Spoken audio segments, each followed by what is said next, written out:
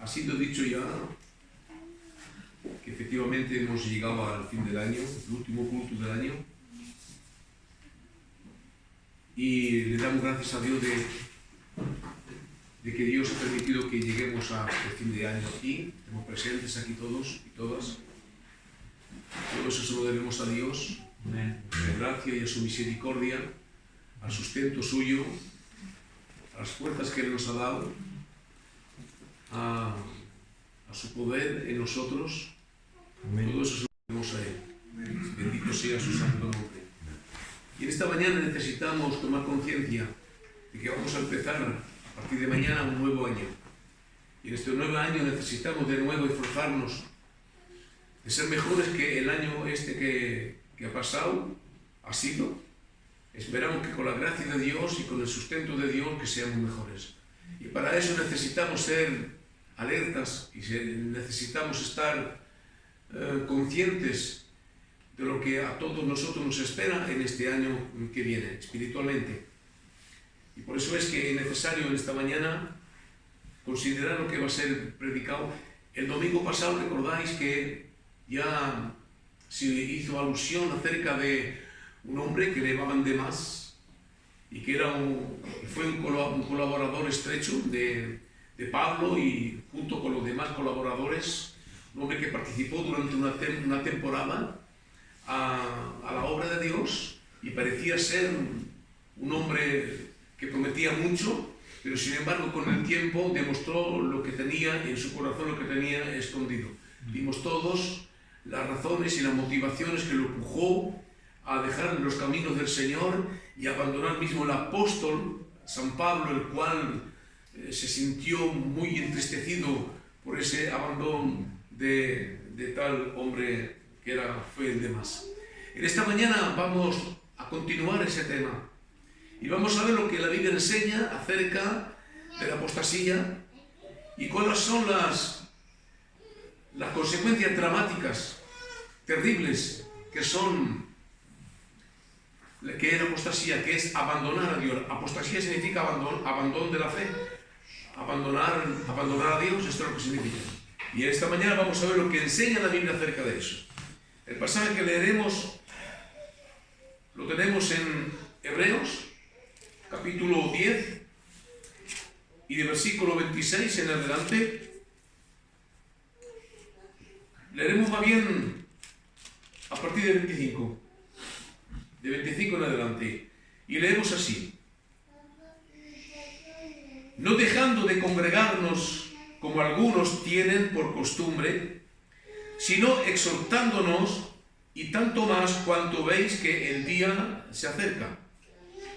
Porque si pecáramos voluntariamente después de haber recibido el conocimiento de la verdad, ya no queda más sacrificio por los pecados, sino una horrenda expectación de juicio y de hervor de fuego que ha de devorar a los adversarios.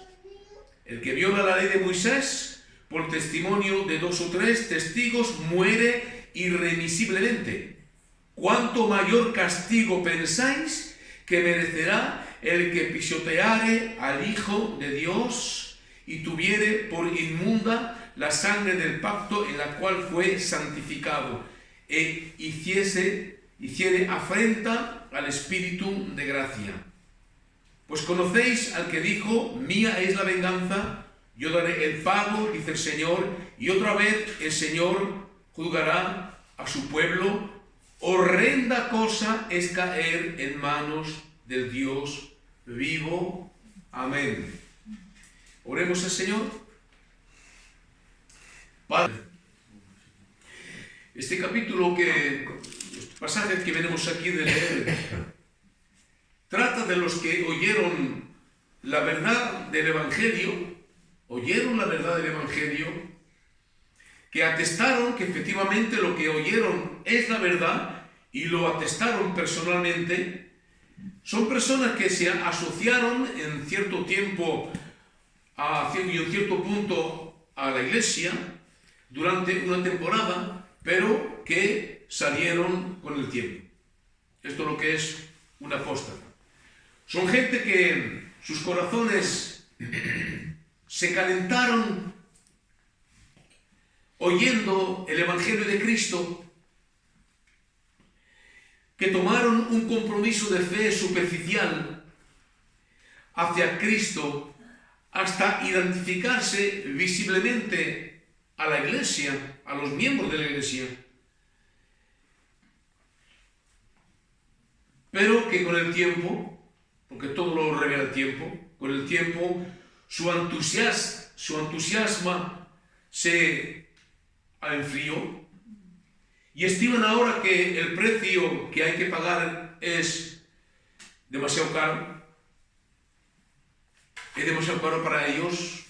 Tengo que privarme de aquí, tengo que renunciar a tal cosa, tengo que vivir esta vida continua, tengo que seguir el Señor así en las reuniones, de esta forma y así. Esto lo estiman así y consideran que esto es demasiado importante para ellos y no se sienten capaz, y entonces estas personas renuncian al Evangelio. Y esto es lo que es la apostasía en realidad.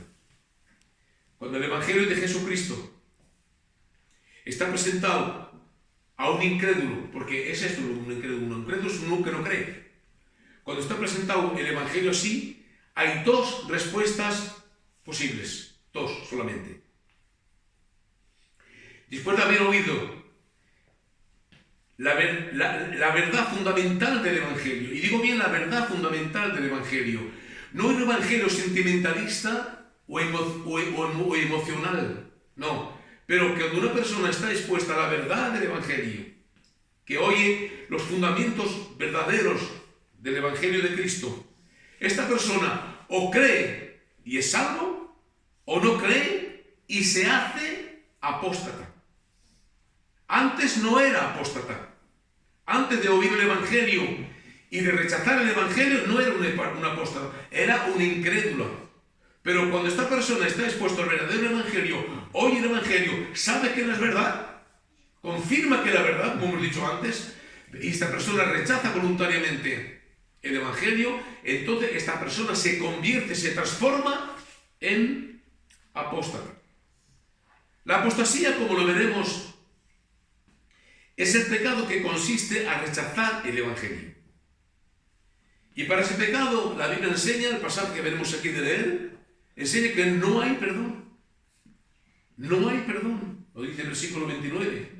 ¿Cuánto mayor castigo pensáis que merecerá el que pisoteare al Hijo de Dios y tuviere por inmunda la sangre del pacto con la cual fue santificado y hiciera afrenta al Espíritu de la gracia? ¿Os dais cuenta?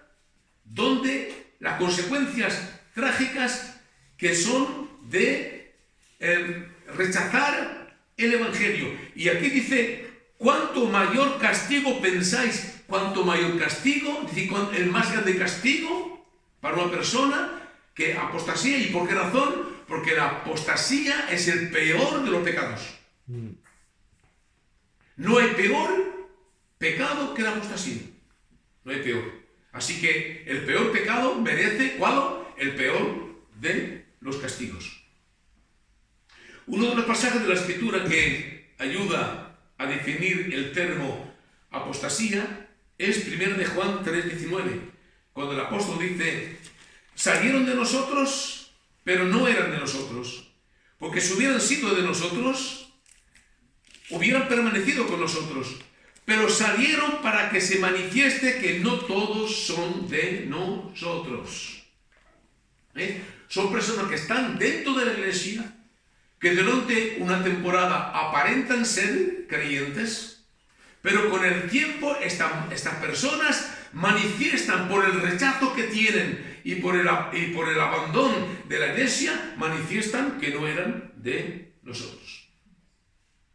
La apostasía no es algo de nuevo. No es solamente en el Nuevo Testamento que aparece por primera vez la apostasía. En el Antiguo Testamento ya vemos que hay muchos hombres, reyes en Israel, que fueron apóstatas. Hay una multitud. Siempre ha habido gente que ha rechazado el camino de Dios. Y uno de ellos muy conocido ha sido Saúl, el primer rey de Israel. Saúl, el primer rey de Israel, se hizo apóstata.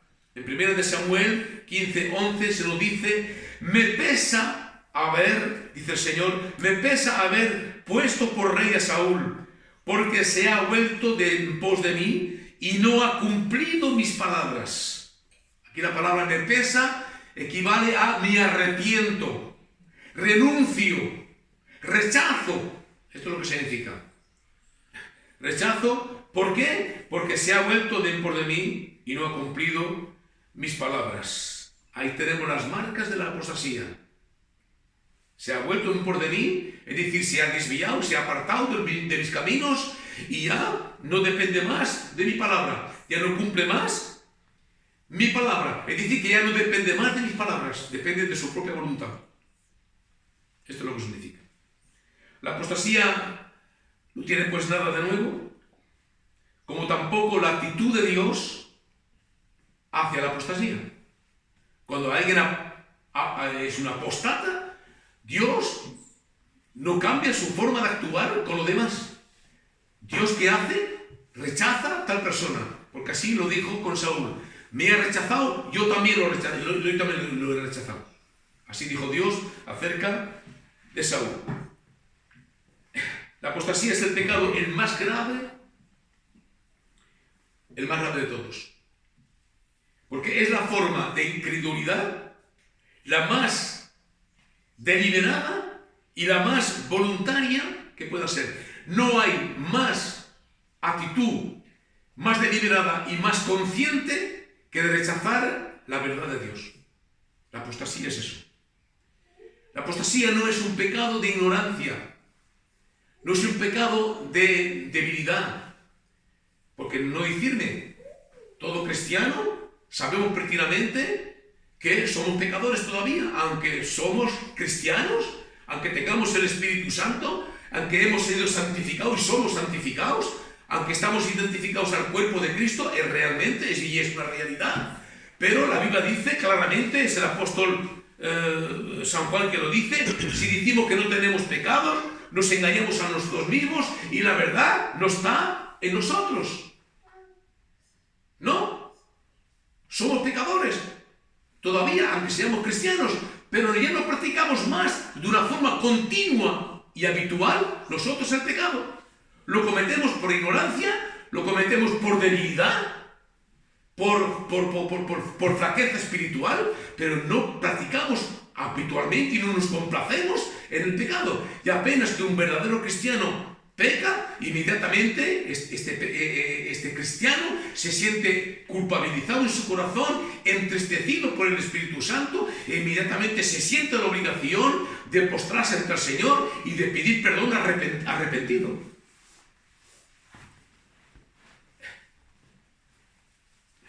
No, la apostasía no es el pecado por ignorancia ni por debilidad, es el rechazo de la verdad conocida de Dios.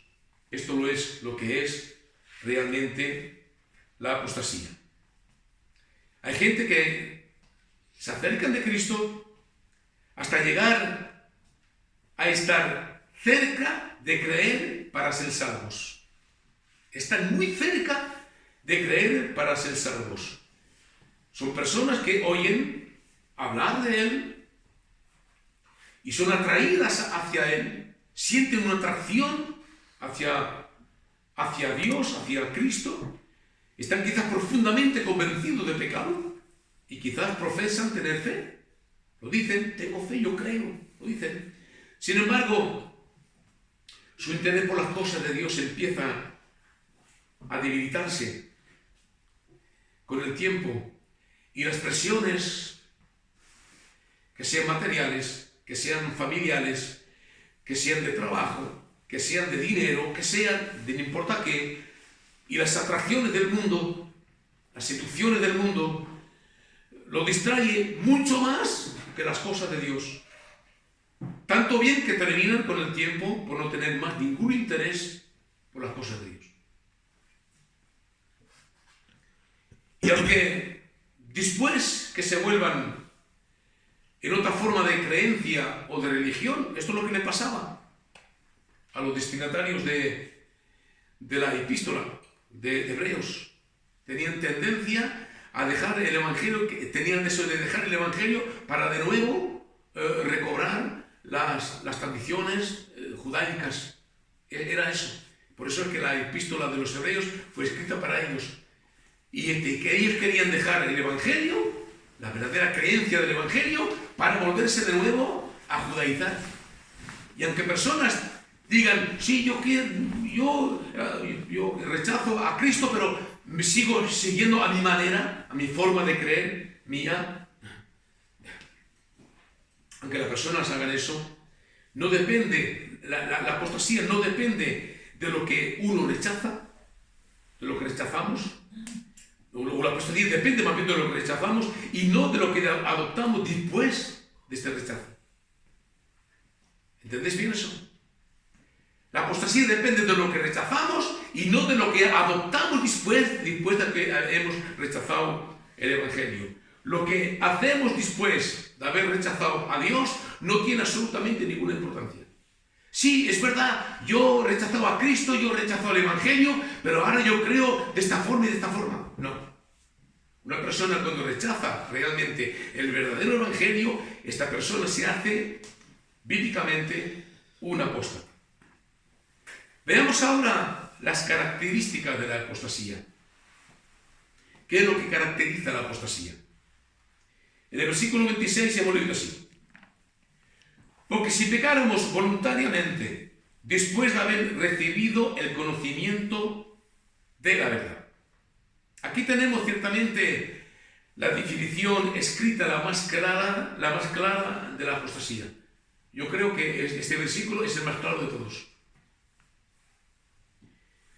Es como si el apóstol dijera aquí, el autor de Hebreos dijera aquí, si después de haber recibido el conocimiento de la verdad, es decir, el Evangelio, permanecemos voluntariamente en el pecado. Esto es lo que quiere decir el hombre de Dios. El apóstata ha oído el Evangelio. Aparentemente ha adoptado el Evangelio.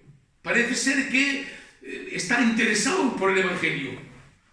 Lo conoce bien, pero lo rechaza voluntariamente, como dice aquí el texto. Porque si pecáramos voluntariamente, es un pecado que es voluntario. Los apóstatas no nacen fuera de Cristo. Los apóstatas nacen en la presencia de Cristo, es decir, en la presencia de la Iglesia. Son engendrados prácticamente en la Iglesia, en el seno mismo del pueblo de Dios.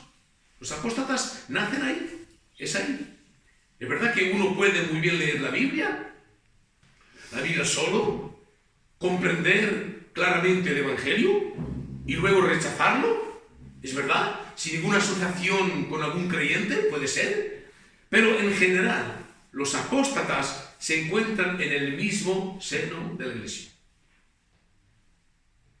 Los apóstoles se encuentran en el mismo seno de la Iglesia. Nacen en el mismo seno de la Iglesia. Porque si pecáramos voluntariamente después de haber recibido el conocimiento de la verdad. El conocimiento de la verdad. Aquí habla de conocimiento. Y de nuevo aquí se trata de conocer la verdad, de conocer el camino de Dios, el conocimiento verdadero de Dios, estudiarlo, oírlo, interesarse, identificarse mismo a los creyentes y luego devolverse, es hacerse apóstata. Es lo que dice aquí el apóstol. Porque si pecáramos voluntariamente, después de haber recibido el conocimiento de la verdad. Conocen la verdad, pero permanecen ser incrédulos. Conocen la verdad porque conocer la verdad no es obligatoriamente hacerse cristiano. Una persona puede conocer mucho la verdad, pero permanecer siendo increyente, una persona incrédula. Es decir, que esta persona conoce la verdad, quizá que la estudia, la oye constantemente, se identifica a los creyentes, pero luego se devuelve y se hace apóstata. Es decir, que comienza de nuevo a pecar voluntariamente sin ninguna consideración por los caminos de Dios, ni tampoco por el pueblo de Dios. Esto es lo que hizo Demas. No solamente Demas se desvió del camino de Dios, pero también dejó los hermanos. Abandonó los hermanos. En la expresión de la palabra de Pablo, Demas me ha abandonado por amor de este mundo. ¿Veis? Es un abandono, y no solamente que la apostasía daña a Dios, porque Dios, cuando una persona se aleja de Él, Dios está dañado, no que está dañado, pero Dios le pesa. Normal, lo que le digo antes, le pesa. Pero es que también mismo la iglesia, mismo los creyentes, cuando durante una temporada una persona aparentemente se identifica al pueblo de Dios y luego con el tiempo demuestra que es una apóstata, que abandona, y no solamente a Dios, pero también a la iglesia, pues también la iglesia está dolorida por causa de tal mal comportamiento. El proceso de rechazo puede ser gradual, puede ser que no venga de repente. Un apóstata no es una persona que viene una primera vez, oye el Evangelio, sale y no quiere más saber nada. Este no es un apóstata, este no ha entendido nada. Este continúa siendo un incrédulo como antes. No, puede ser que sea gradual, pero a un momento dado se toma una decisión que es consciente. El apóstata toma una decisión que es consciente, que hace que abandone el camino de Dios y que rechace la gracia salvadora del Señor Jesucristo. Y aunque esta persona, una vez que ha rechazado el Evangelio, una vez que ha abandonado la iglesia, y aunque procure de ridiculizar los creyentes o el Evangelio, hablando mal de unos y de otros, sabe muy bien en su conciencia que lo que ha oído durante una temporada es la verdad. Porque para ser un apóstata hay que estar expuesto a la verdad del Evangelio. No un evangelio así diluido, no un evangelio superficial, no. Una persona no se hace apóstata oyendo un falso evangelio. Un apóstata se hace apóstata cuando oye el real y verdadero evangelio. Esto es. La palabra voluntaria que hemos leído aquí, porque dice aquí, porque si pecáramos voluntariamente, ¿habéis oído? Dice eso, voluntariamente. La palabra voluntariamente comporta la idea de intención deliberada y constante, habitual. Es decir, que una persona abandona al Señor, abandona a Dios, abandona el Evangelio, abandona la iglesia y lo hace de una manera constante, deliberada. No es entonces cuestión de pecado, como hemos dicho antes, de cometer pecado por ignorancia o por debilidad, pero de pecado premeditado y cometido después de haberlo bien pensado. Bien pensado. Lo pienso bien, lo medito bien, lo premedito bien.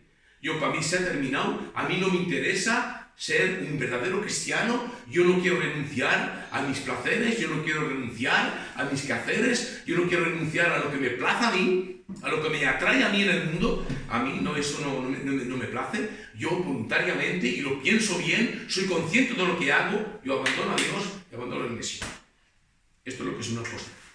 Así, las dos características principales de los apóstatas son un conocimiento del Evangelio suficientemente para ser salvo. Digo bien, un conocimiento suficiente para ser salvo y el rechazo voluntario y constante de Dios a pesar de tal conocimiento.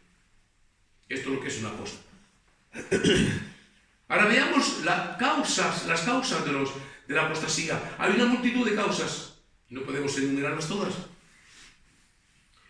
Hay una multitud.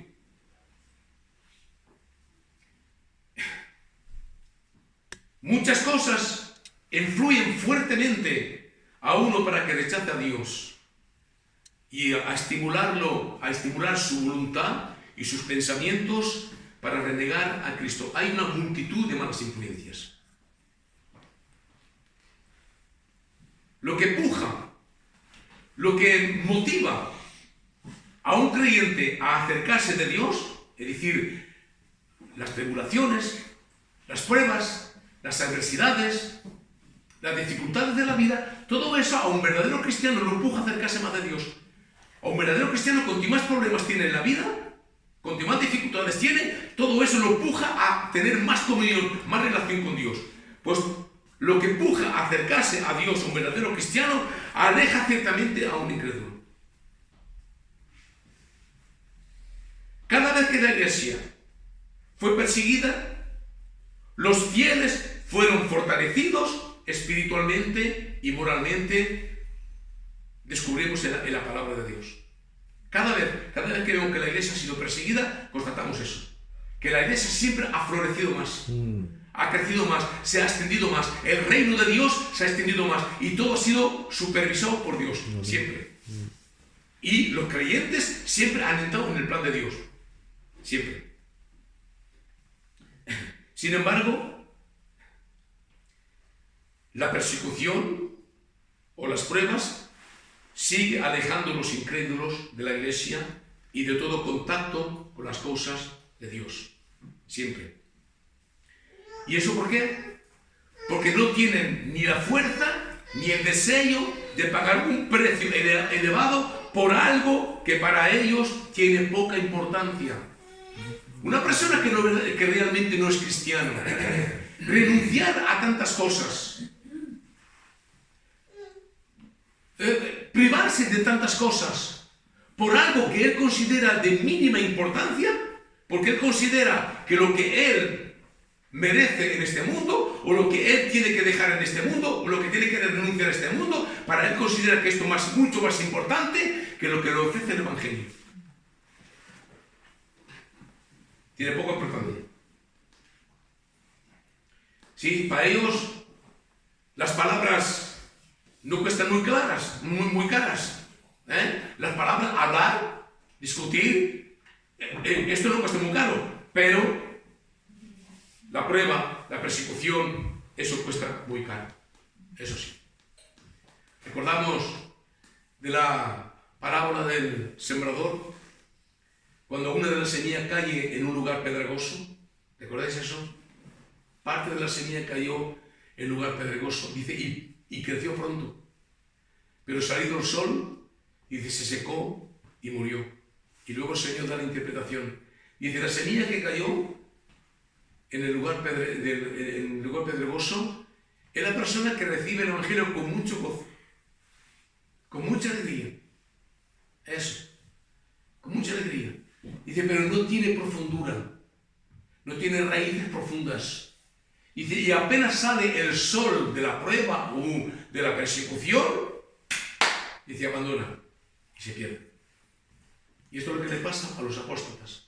Mientras todo le va bien, mientras todo le favorece bien, mientras todo lo aprueban, mientras todo lo rodean, mientras todo le va a su favor de él, todas estas personas van siguiendo, pero nada más que hay una prueba, una dificultad por causa del Evangelio, esta persona ya no se ve más. Y esto es un apóstata. Está también las malas influencias de los falsos maestros, o de la falsa predicación, o de la falsa enseñanza. Y eso también tiene su gran importancia. La persecución echa afuera a los incrédulos de la iglesia, asustándoles, acobardándoles. Esto tengo que hacer yo, esto, la persecución, tengo que pasar por ahí, me asusta y están acobardados. Esto lo echa afuera. Pero los falsos maestros los incitan a dejarlo. Los falsos maestros, la falsa enseñanza, incita el apóstata a dejar la iglesia. Los falsos maestros pueden hacer y hacen mucho daño, aún mismo a los hijos de Dios. Pueden perturbar, pueden desanimar, pueden afectar a todo creyente o grupo de creyentes que no es bastante maduro para reconocer y corregir los errores. Pueden ser. Cuando los creyentes verdaderos no son bastante maduros, están perturbados. Uy, lo que ha dicho, es verdad, será mentira. Pero un creyente maduro, creyente que ya tiene su experiencia, ya tiene una madurez espiritual, esta persona no solamente reconoce el error, pero hasta es capaz de corregirlo. Porque para corregir el error hay que reconocerlo. ¿Estamos de acuerdo? Y para reconocer un error hay que ser un cristiano maduro. Hay que ser un cristiano maduro. Y eso es lo que en esta mañana tenemos que realizar. Sin embargo, el verdadero creyente nunca renegará al Señor. Nunca. Por falsas enseñanzas. Eso nunca le llegará. Por muy elocuente que el siervo sea, por muy agradable que sea predicando, por mucho que parezca aportar enseñanzas extraordinarias, no. El verdadero creyente nunca se dejará equivocar, nunca se dejará engañar, nunca se dejará engañar y negará el Señor por causa de falsas enseñanzas. ¿Y sabéis por qué? Porque el verdadero creyente tiene un detector de mentiras en sí mismo. ¿Oís bien? El verdadero creyente tiene un detector de mentiras en sí mismo, que es la unción del Espíritu Santo en él y en ella. El apóstol San Juan dice así, 1 de Juan, capítulo 2, versículo 27. Pero la unción que vosotros recibisteis de él permanece en vosotros, y no tenéis necesidad de que nadie os enseñe, así como la unción misma os enseña todas las cosas. Y es verdadera y no es mentirosa. Según ella os ha enseñado, permanecer en él. ¿Qué quiere decir aquí el apóstol? Que el Espíritu Santo nos enseña todo lo que es la verdad de la palabra de Dios. El Espíritu Santo en nosotros confirma que lo que está predicado, si es bíblico o no lo es. Aprueba la Escritura dentro de nosotros, pero al mismo tiempo nos hace rechazar la mentira, lo que es la mentira. Lo expulsa, lo rechaza. Es un cuerpo exterior para el verdadero cristiano. Esto es el cuerpo que tenemos nosotros. Cuando hay un cuerpo exterior, cuando hay un virus, cuando hay una enfermedad, ¿qué es lo que hace el cuerpo? El cuerpo se moviliza todo junto para rechazar este cuerpo extranjero. Es un virus, es una enfermedad, es algo de extranjero al cuerpo que el cuerpo no puede soportar y lo rechaza. Así lo mismo, un verdadero cristiano, cuando oye una falsa doctrina, cuando oye una falsa enseñanza, y instintivamente lo rechaza, no lo acepta, no lo puede, no cabe en sí mismo, lo rechaza. La sola persona que un falso maestro puede llevar a renegar al Señor es la que nunca le perteneció a él. La que nunca le perteneció. Esta persona sí. No tiene ningún conocimiento, no tiene ninguna convicción, no tiene el Espíritu Santo que le enseñe, no tiene la verdad en él, no está en Cristo.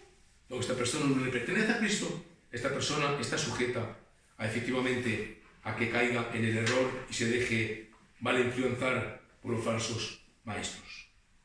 También una de las razones también graves es el abandono de la comunión fraternal. Abandonar la comunión fraternal. Otra causa de la apostasía es abandonar la comunión fraternal, y lo dice el versículo 25, justamente, le hemos leído antes. No dejando de congregarnos como algunos tienen por costumbre. ¿Qué mal costumbre es eso? ¿Qué mal costumbre es eso? Cuando algunos tienen por costumbre de abandonar su iglesia, o sea, la reunión de la iglesia, sino exhortándonos, y tanto más cuando veis que aquel día se acerca. Hay personas que tienen mal costumbre, y justamente los judíos de aquí se acostumbraban progresivamente se acostumbraban a renunciar a ir a frecuentar la reunión de la iglesia porque querían progresivamente volver a su creencia de ellos religiosas, o sea, de la ley. Por eso era. Y cuando una persona empieza justamente a faltar reuniones progresivamente así, es porque ya tiene intención de abandonar la iglesia. El mejor lugar para beneficiar de una fuerte influencia en favor de Cristo es la compañía de los demás cristianos. Amén. ¿Cómo podemos estar más edificados? ¿Y por qué razón? La primera razón es esa. Dice así: no dejando de congregaros como algunos tienen por costumbre, sino exhortándonos. ¿Dónde nos exhortamos? ¿Dónde? ¿A solas? No. La iglesia se exhorta mutuamente los unos a los otros. Nos hacemos de bien mutuamente los unos a los otros. Esto es muy importante. Y mismo en el versículo 24, más arriba, dice: y considerémonos unos a otros para estimularnos al amor y a las buenas obras. Amén. Cuando estamos en comunión, cuando estamos juntos en la iglesia, en las horas de reunión en particular, en las horas de reunión, de oración, las reuniones que hemos establecido, es para justamente a estimularnos al amor. El Señor dijo: amaros los unos a los otros, así la gente del mundo sabrá que sois mis discípulos. La constante costumbre que tenemos de unirnos todos nosotros es una demostración del amor que nosotros tenemos para con Dios y para con todos nosotros. Y dice también eso, no solamente al amor, dice, pero a las buenas obras. Las buenas obras. Y dice que cuando nos reunimos, compartimos la obra de Dios que tenemos por delante los unos con los otros. Es decir, que estamos implicados en la obra de Dios. No solamente dejamos la carga a los demás, que los otros hagan, que los otros digan, que los otros se muevan, y yo solamente asisto a la reunión. No. El hecho de que un verdadero cristiano frecuente regularmente su iglesia, esté constantemente en su iglesia en las horas de reunión, esta persona participa en la obra de Dios. Su presencia misma, aunque no haga nada de especial, su presencia misma es una obra que estimula los miembros los unos de los otros. Nos estimulamos, nos hacemos de bien y nos comprometemos, estamos al corriente de lo que tenemos que hacer, de lo que tenemos que elaborar en las cosas de Dios. Esto es muy importante. Bendito sea Dios. Una vez que hemos sido expuestos a la verdad del Evangelio, el peor lugar donde pudiéramos estar es lejos de los verdaderos cristianos. Lejos de los verdaderos cristianos es el peor lugar donde tú puedas estar.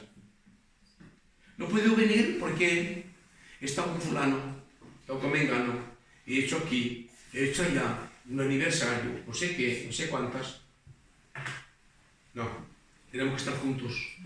Hemos establecido reuniones, horas de reunión, días de reunión, y es importante que la iglesia se congregue.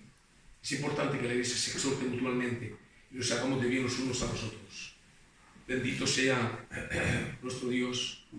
El resultado de la apostasía es terrible. Y esto también lo tenemos que considerar. Y el resultado, lo hemos leído antes, escuchamos bien, dice así: porque si pecáramos voluntariamente, después de haber recibido el conocimiento de la verdad, ya no queda más sacrificio por los pecados, sino una horrenda expectación de juicio y de hervor de fuego que ha de devorar a los adversarios. El que viola la ley de Moisés, por el testimonio de 2 o 3 testigos, muere irremisiblemente. ¿Cuánto mayor castigo pensáis que merecerá el que pisoteare al Hijo de Dios y tuviere por inmunda la sangre del pacto en la cual fue santificado e hiciere afrenta al Espíritu de la gracia?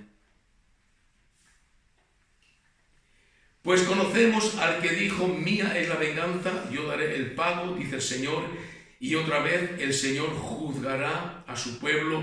Horrenda cosa es caer en manos del Dios vivo. El resultado de la apostasía es que dice aquí el escritor de Hebreos, es que ya no queda más sacrificio para expiar los pecados del apóstata. No queda más sacrificio. Y si no queda más sacrificio, entonces está fuera del alcance de la salvación. Está fuera del alcance de la salvación. Ya no está más expuesto a lo que para él hubiera sido la salvación. Está terminado, está fuera, está rechazado. Puesto que en el nuevo pacto, el solo sacrificio que pueda dar acceso a la presencia de Dios es el sacrificio sangriento de Cristo. No hay otro medio para tener acceso a la presencia de Dios, a través de su muerte, a través de su sangre derramada por todos nosotros. Esta mañana lo vamos a recordar a través de este pan y de este vino que vamos a tomar. Lo vamos a recordar que efectivamente es por su sangre que nuestro pecado ha sido perdonado y hoy en día podemos tener acceso en la presencia de Dios por los méritos de Cristo, por su vida justa, santa y perfecta, y a través de la justicia con la cual Él nos ha revestido. Hoy en día tenemos acceso libre en la presencia misma de Dios. Si rechazamos este sacrificio, entonces elimina toda esperanza de salvación. La elimina completamente. La ocasión pasó, la esperanza pasó, la vida eterna ya pasó. Se terminó. En el capítulo 2, el escritor de Hebreos empieza diciendo: ¿cómo escaparemos nosotros si descuidamos una salvación tan grande? Interrogación, punto de interrogación. ¿Cómo escaparemos? No hay escape. No hay nadie que escape. El que descuida una salvación tan grande no puede escapar de la condenación. Fuera de Cristo, todo lo que verdaderamente tiene valor ya pasó. Los verdaderos valores están en Cristo. Amén. Y solo en Él. La obra perfecta se encuentra en Él. Hemos sido expuestos y estamos expuestos constantemente a los valores verdaderos que están en Cristo Jesús, que consiste en el verdadero evangelio de Dios. Amén. Fuera del verdadero evangelio, si renunciamos a ellos y lo rechazamos, se terminó. Hemos perdido lo más importante. El solo sacrificio eficaz ya fue cumplido y lo fue una vez por todas. Se ha terminado. Si nos devolvemos voluntariamente de este sacrificio, ya no queda más sacrificio, dice el apóstol. Solo el pecado permanece. Solo el pecado permanece, de lo cual el castigo es la muerte eterna, la condenación eterna. Ahora sería desanimante, ¿verdad?, si termináramos el mensaje así. Pero la conclusión del mensaje de esta mañana será esta. Y la conclusión es la continuación de lo que sigue diciendo el apóstol aquí. Y empieza diciendo así: pero, hay un pero, traer a la memoria los días pasados en los cuales después de haber sido iluminados sustuvisteis gran combate de padecimiento, de sufrimiento. Eso es lo que quiere decir. Por una parte, ciertamente, con vituperios, con vergüenzas y tribulaciones fuisteis hecho espectáculos. Y por otra, llegasteis a ser compañeros de los que estaban en una situación semejante. Porque de los presos también os compadecisteis, y el despojo de vuestros bienes sufristeis con gozo, sabiendo que tenéis en vosotros una mejor y perdurable herencia en los cielos.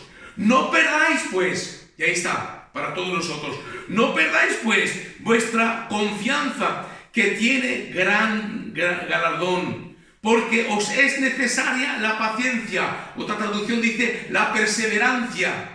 ¿Ves? La perseverancia, para que habiendo hecho la voluntad de Dios, obtengáis la promesa, porque aún un poquito, y el que ha de venir vendrá, y no tardará, mas el justo vivirá por fe, y si retrocede, no agradará a mi alma. Pero nosotros, y aquí el escritor se identifica a la iglesia, a los verdaderos creyentes, pero nosotros no somos de los que retroceden para perdición, sino de los que tienen fe para preservación del alma.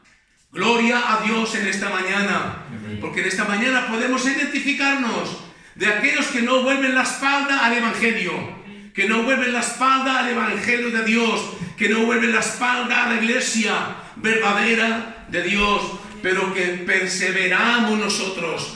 Habrán más tribulaciones, habrán más problemas, habrán más adversidades en el año que viene ahora que tenemos que enfrentar, pero con la gracia de Dios nosotros no somos aquellos que volvemos atrás para perdernos, pero de aquellos que perseveran para salvación del alma. Y si perseveramos es porque Dios, Él nos sostiene. Amén. Amén. Él nos guarda, Él nos preserva del mal, Él nos preserva de la tentación, Él nos preserva de la caída y del fracaso. Antes ha dicho, el justo cae 7 veces y 7 veces el Señor lo levanta. El justo, 7 veces, tantas veces. Tantas veces, sí, pero este es justo. El apóstata no es justo. El apóstata es un incrédulo, es un hipócrita. Es un falso creyente que nunca ha creído en realidad. Amén. Pero el justo, podemos estar tentados a caer, a ser debilitados, pero el justo siempre el Señor lo mantendrá en pie. Amén. Gloria a nuestro Dios. Amén. Aleluya. Demos gracias a nuestro Señor. Padre, te